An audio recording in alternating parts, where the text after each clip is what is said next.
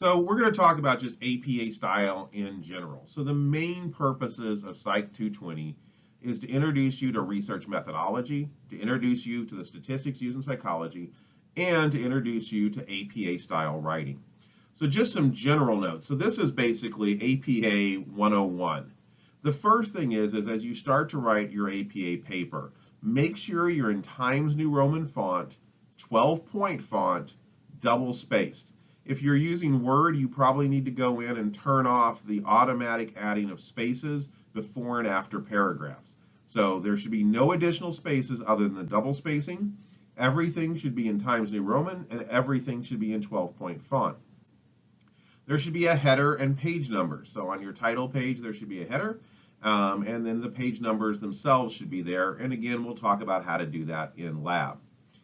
You should indent paragraphs except for the abstract, and that indent should be 5 spaces. So every paragraph should be indented 5 spaces. The only paragraph that isn't indented is the abstract, which is not indented. The entire paper should have 1-inch margins. And once again, strongly recommending no extra space, not recommending, telling you, no extra space between those paragraphs. So this here is 90% of the mistakes people make when doing an APA paper. They use a different font, they try to get fancy and attractive, they try to use different types of sizes, they try to do a lot of things. This is, unfortunately, the standardization, this is a large part of it, is just making sure that you're following these. And those are things you can set up before you even type the very first sentence. So the overview of the sections that you're going to cover in this paper, you're going to have a title page, which is a single page. It is separate from the rest of the document. In other words, the title page is the only thing happening on the title page. You're going to have an abstract, which is also going to be on its own page. You're going to have an introduction. Now, from the introduction section, moving into the methods and moving into the results and moving into the discussion, they no longer are being started on separate pages. They simply are being divided by headers. So you'll have an introduction section, and we're going to talk about each of these sections separately in this lecture. You're going to have a method section, which is going to have a subheadings of participants, materials, and procedures. You're going to have a results section, a discussion section. Then when we move to the reference section, once again, references start on a brand new page. We're going to have tables, potentially. They will start on a new page. Figures that will start on a new page. And finally, an appendix or appendices, which will start on separate pages. So the title gets its own page, the abstract gets its own page.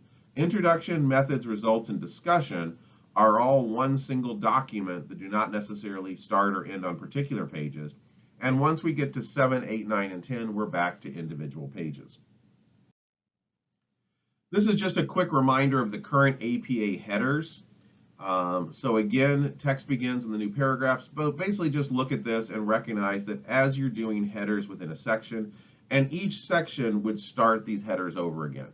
In other words, when you start the results section, it's going to start with center, boldface, title, case, heading, and then you're going to start the paragraph indented. However, as you actually have subheadings within the method section, they would be flush, level 2, flush, left, boldface, title, case, heading, just basically as shown here. If you had a third heading, so for example, under materials, if you had 3 different materials that you decided deserve their own heading, you'd be at heading level 3, flush, left, boldface, italics. So again, you can kind of see how this keeps going. For this paper, you're probably only going to have level 1.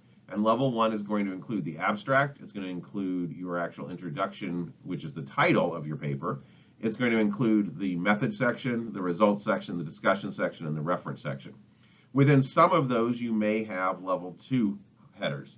Probably within the introduction section, you'll have a level 2 header for each major construct and potentially for your summary at the end. Within the method section, you'll have level 2 headers for your participants, your methods, and your materials. So again, just refer to this chart whenever you're doing headings within an APA paper.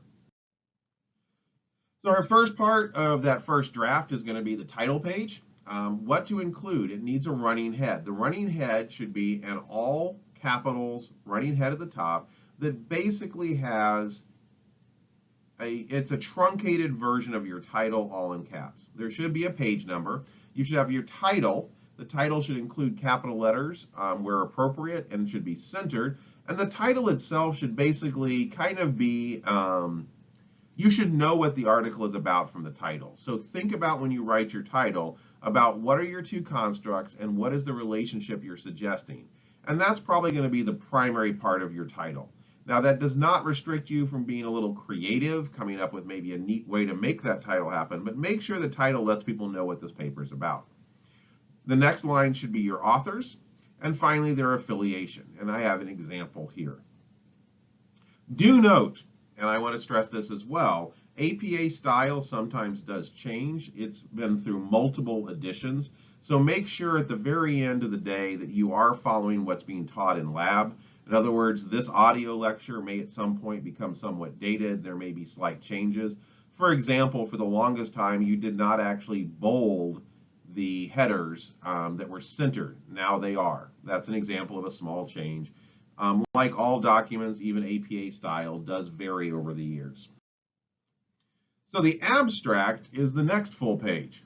The abstract is generally not going to be written until the last part of your paper. In other words, you usually don't write your abstract until your introduction, your methods, your results, and your discussion are all done. Because what the abstract is a summary or an abstract of your whole paper. So there should be an abbreviated title in the header, which says abstract. There should be a page number. Again, the word abstract is at the top of the page, middle aligned. Do not bold the abstract. A single paragraph, usually approximately 150 words, definitely no more than 200. And what should include in that abstract is an abbreviated rundown of your study, the theory and the problem, the main question you asked, the methods you used, the results, and the implications. Generally think of this as 1 or 2 sentences per each of these points. So why did you do the paper and what theories were you building on? Might be 1 to 3 sentences. What was the main research question that you were asking? Should be 1 or 2 sentences. Your methods may be 1 to 3 sentences. So who were you measuring? Not a full information, but just how many people and approximately what did they look like? What did you do to them?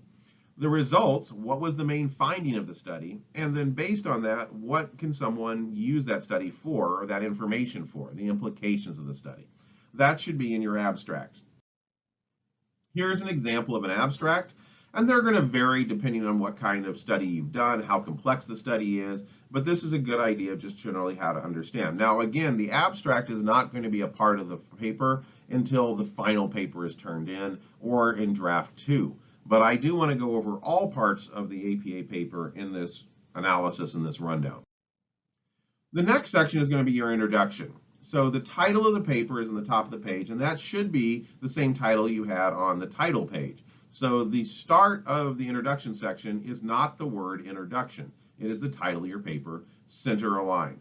Now it says do not bold the title. I believe that's actually been changed in the newest APA edition. Like I said, these things keep getting changed on us. Lab will make it clear whether to bold or not, and that's a very minor change, and definitely will let you know which to do. So what not to include, or what to include, the introduction needs to open with a broad paragraph kind of telling people why they should keep reading. It should then move fairly quickly into a lit review, and that lit review should then be summarized into the specific study that you're doing and ends on the hypothesis. Basically, your introduction should be somewhat like a funnel, starting very broad, what is the big research question, and think about our last lecture where I was kind of talking about the questions that drove these classic studies in psychology. So what is your question? Why did you come up with this idea? What are you looking for? And then what does the literature reviews say about this? What has been previously found? And how does that information then guide your current study and therefore your hypothesis or your expectations? So you should present the reasons for your research. What are the theoretical, social, or implied reasons? Why are you doing this research? You should present the problem you're trying to address with this research. Is it an applied problem? Is it a general problem? And since we're looking at job satisfaction, it'd be pretty easy to make this an applied problem. You can basically say the more we know about things that are related to job satisfaction, the more tools we have to address making people more enjoying of their careers. You want to immediately provide the reader with a reason to continue reading. So for the most part, APA papers, and you've probably now looked at a few of them as you've actually gathered various papers for your lit review, are often not the most exciting reading. Recognize that they are serving a very important purpose. They're telling you what research has been done. And then they're very systematically describing the study that is going to occur and what it's actually testing. That means that your creativity is going to be somewhat limited as you're providing this information. If you do feel creative, this is the part to do it in, the introduction and the start of the introduction. This is where you can kind of sell your research. Why is your research question interesting? Why should someone keep reading what is going to be a less interesting paper as they move forward? So this is your opportunity to sell it somewhat. A lot of students always ask, how long should it be? Quite honestly, for this class, since you're doing 5 lit review articles that have to be included, by the way, you can include more. And if you notice in the actual instructions for this project, you actually even can get some bonus points for including more. But at minimum, it should probably be 5 to 7 pages long. If you have written an introduction and it's less than 5 pages, you probably do not have everything that needs to be in there, because you're needing to introduce the topic. That's going to be a paragraph or 2, or approximately a page. You're then going to be going over 5 research articles at a minimum. Each one should probably have at least 1 moderately long paragraph, if not 2 paragraphs. What did they do? Why did they do it? And how does it relate to your study? So that's going to be basically about a page per article. Then you're going to summarize your research, and basically that summary is going to be getting to your particular study. Again, that's going to be 1 or 2 paragraphs, and finally you're going to have your hypothesis. Again, you want to start general and gradually get more specific to your research question and hypothesis at the end. Make sure that you are not using IV, DV, or any kind of operations. In other words, operations, DVs, IVs, what you're actually doing in the study do not belong in the introduction. That's your method section. So you should not talk about a specific survey of job satisfaction. You should talk about job satisfaction as a construct, as a general concept. Now, you can discuss the operationalizations that have been done in past research. Just make sure that when you're talking about your study, you're still keeping it fairly general. Kind of think about it in the land of theory. We're not in the land of reality yet. Land of reality is when we hit that method section. So for this particular paper, you need to discuss at least 5 previous journal articles that have conducted research in the areas you're interested in. And once you've done those 5 or more journals, you want to end the section with a discussion of your hypotheses. You want to be specific, you want to be directional, and you want to be supported by your lit review. But again, you don't want to talk about operations yet. So a typical hypothesis may very well be, based on the previous literature, we expect there to be a positive relationship between relationship status or satisfaction with relationship status and job satisfaction. Make sure that you cite at least 5 scholarly empirical journal articles from psychological journals in this introduction for the paper specifically for this class. And again, we'll be going over that in detail within the lab. Basically, your introduction section should have everything somehow leading to your hypothesis. So if you've got an article that isn't related to any of the constructs you're interested in, it probably doesn't belong in this particular introduction. Your goal in an introduction is not to introduce people to the entire field of psychology. It is to focus on your research question and the constructs or variables that you're interested in.